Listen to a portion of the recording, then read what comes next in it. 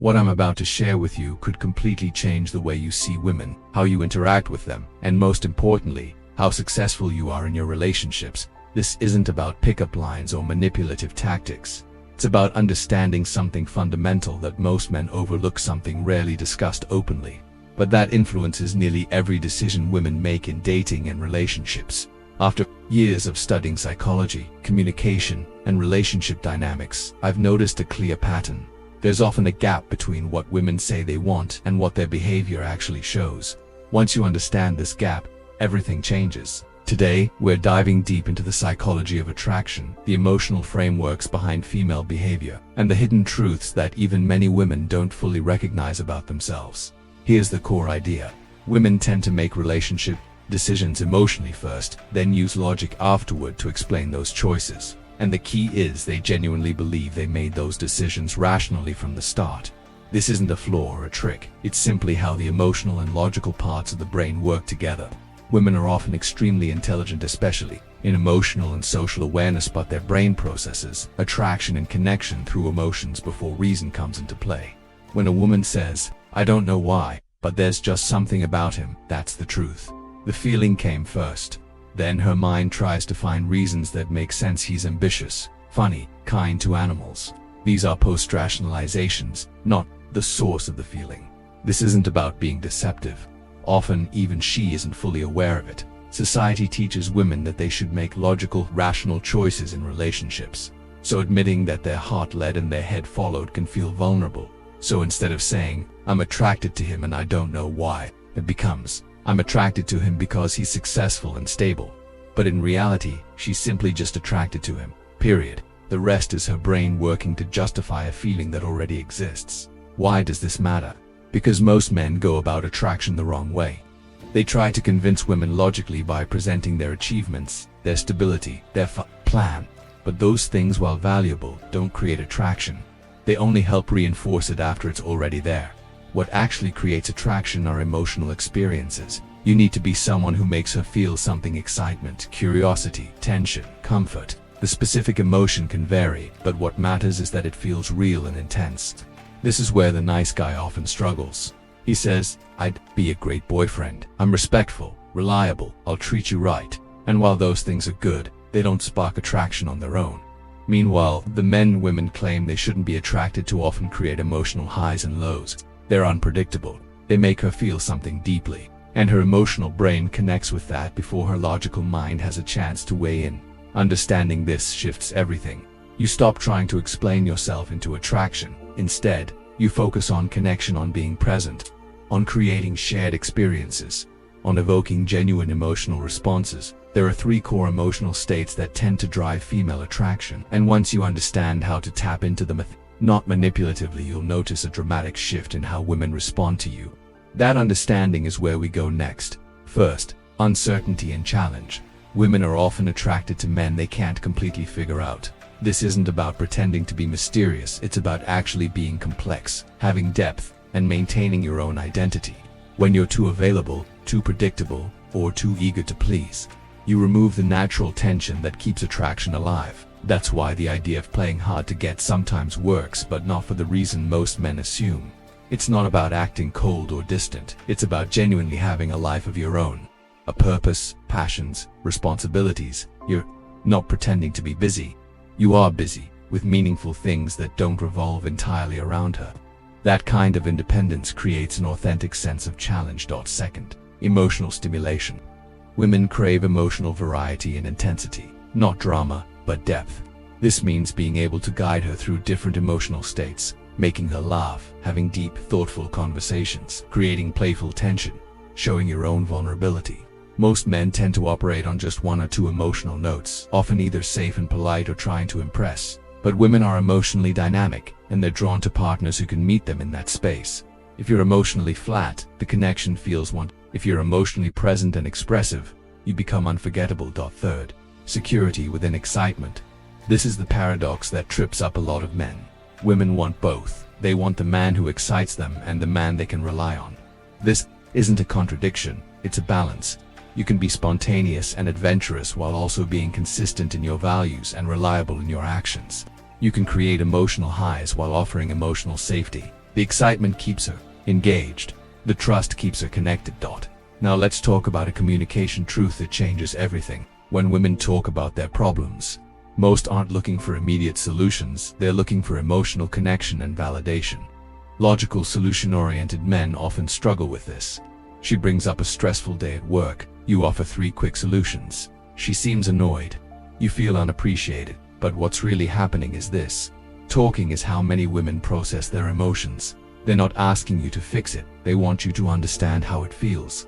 They want to feel heard, supported, and emotionally safe. The better response: say something like, "That sounds really frustrating," or "I can understand why that would upset you," or "How are you feeling about it now?" These responses validate her emotional state without trying to fix it. Once she feels understood, then she might be open to solutions. But if you skip emotional validation and go straight into problem solving, you short-circuit the connection. Now let's break down the attraction timeline, something most men completely misunderstand. Women don't always explain how attraction builds for them because they assume men get it. But most men don't, and this miscommunication ruins more potential connections than almost anything else. Phase 1 is the initial impression, which happens within the first 30 seconds to about 3 minutes. This isn't purely about looks, it's about energy, confidence, presence. Do you seem comfortable in your own skin?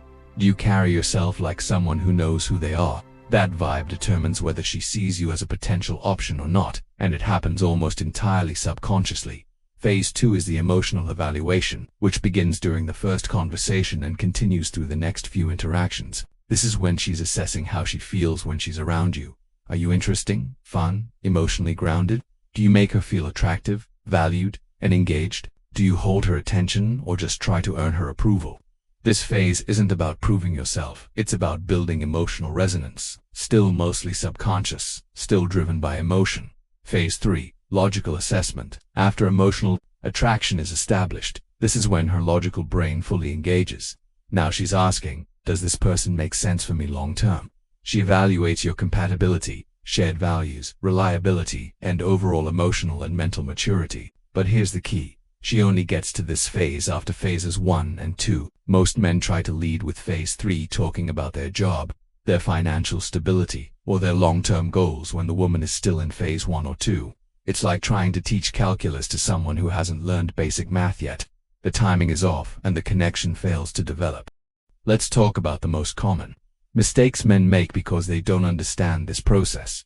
Mistake number 1, over-explaining and over-qualifying. When a man senses a woman's interest fading, his instinct might be to explain why she should be interested by listing his accomplishments, good intentions, and positive traits. But attraction is emotional, not logical. Over-explaining signals insecurity and it kills the emotional experience. Mistake number 2, treating all women the same. Some men develop a one-size-fits-all approach to attraction, not realizing that emotional connection is highly individual. What works for one woman may not affect another. Real connection requires presence and responsiveness to her, not just applying generic tactics. Mistake number 3, assuming attraction is permanent. Many men think of attraction as binary. She's either into you, or she's not. But female attraction is more like a flame. It can grow, fade, or reignite, depending on how you engage with her emotionally. It needs to be maintained over time. Mistake number 4, neglecting emotional maintenance. Once in a relationship, a lot of men switch into provider mode. They focus on doing things, working hard, fixing problems, staying responsible, thinking that's enough. But for most women, ongoing emotional connection is essential to maintaining attraction. Without emotional stimulation, the spark fades, even if everything else is stable. Let's go deeper into the advanced psychology. Why women test men. This is something few women talk about openly, and many men completely misunderstand. Women test men, especially in the early stages, but not consciously or manipulatively. These tests are usually subconscious ways of evaluating your emotional strength, confidence, and authenticity. When she cancels plans last minute, she's not necessarily flaking. She may be subconsciously seeing how you handle disappointment. When she mentions other men in conversation, she might not be trying to provoke jealousy, she could be feeling out your security and composure. When she becomes emotional or reactive, she's not just being dramatic. She's unconsciously testing whether you can handle the full spectrum of her emotions without shutting down, getting defensive, or trying to fix her. The men who pass these tests don't even realize they're being tested. They stay grounded. They respond calmly. They don't try to control her, and they don't take things personally. That kind of presence signals deep emotional maturity, and it's incredibly attractive. Now here's the ultimate secret, what women really want. Men to know, even if they don't say it outright. Consciously, women may not express these things, but subconsciously, they deeply desire men who understand them. Not through manipulation, but through awareness. They want men who can navigate emotions, create meaningful experiences, and remain consistent and secure without being taught how to do it. They want men who can be logical problem solvers and emotional connectors, men who see their complexity emotional and rational, strong and soft, independent and connected. They want to feel understood without needing to explain themselves, step by step. And now the final, most important point. How to use this knowledge ethically. This isn't about manipulation. This is about connection. This information isn't meant to trick or deceive women. It's meant to help you understand and connect with them on a deeper level. The goal isn't to fake emotional intelligence or pretend to be someone you're not. The goal is to become the kind of man who naturally creates positive emotional experiences because you've developed real confidence, emotional maturity, and character. Use what you've learned to grow, not to manipulate. Become someone who earns attraction, not someone who chases it. Focus on developing your communication, your presence, your purpose, and your ability to be emotionally grounded and authentic. If this video opened your eyes to something deeper about attraction and relationships, be sure to like, subscribe, and drop a comment below. I'd love to hear what resonated with you most. And remember, the goal isn't to become someone who can manufacture attraction. The goal is to become someone who deserves it. Thanks for watching, and I'll see you in the next one.